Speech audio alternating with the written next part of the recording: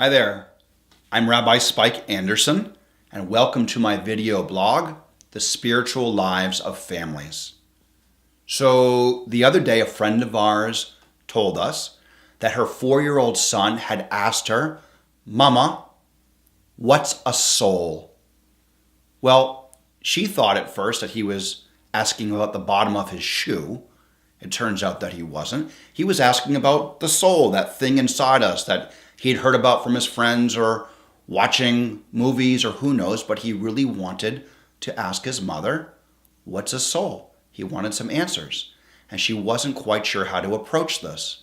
So the first thing she did, which many of us do, is she Googled it. What is a soul? And got 20,000 answers in a fraction of a second, none of which were helpful to her. So what we're hoping to do is for a moment or two, talk about what Judaism has to say about a soul, and hopes that it helps us to talk to each other, children or otherwise, about what this thing is inside us that is existent beyond the confines of our body and how that affects our lives and how we treat each other. So to understand this, we go back to our sacred set of stories, which we Jews have in our Torah. Some people believe that these stories are absolutely true, every letter of every word, and some people believe that the entire thing is some sort of divine metaphor. Either way, we can find truth within these stories through our tradition. So the story that informs us about soul primarily is the story of Adam and Eve. And if you remember, God forms Adam, the first person, out of mud, but that doesn't make Adam alive. Adam only becomes alive when God breathes a nephesh, a soul, into Adam.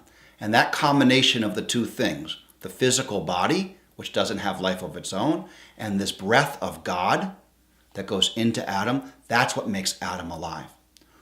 The body connected to the earth, and the nephesh, the soul, connected to God. Now, it's amazing that here we have a religion that believes that every single person has a little piece of God inside us. And actually, when these pieces of God, these souls, when people are really looking at each other and seeing each other for who we really are, not trying to get something from each other, but really looking at each other openly and honestly, that these souls connect. And in the space between these souls, God exists. Now, there's another wonderful metaphor that Judaism brings forth, which goes something along these lines, where when the body dies, when a person dies, that the body returns back to the earth and becomes what it was, ashes to ashes, dust to dust, return to your source. The body goes back to the earth, but the soul goes back to its source, which is God. Sometimes the metaphor of the ocean is used, whereas an ocean will, every couple seconds, put forth a wave, which exists in some ways independently from the ocean for a period of time.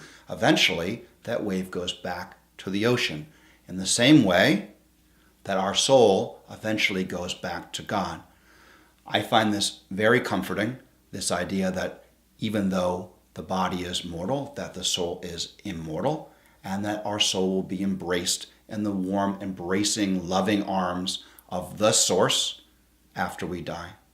So with that, I hope that was helpful in speaking and learning about the soul, a little bit about what Judaism has to say about the soul, and frankly, that we look at each other and treat each other in a way, recognizing that every single one of us has a little piece of God inside him or her. Thanks.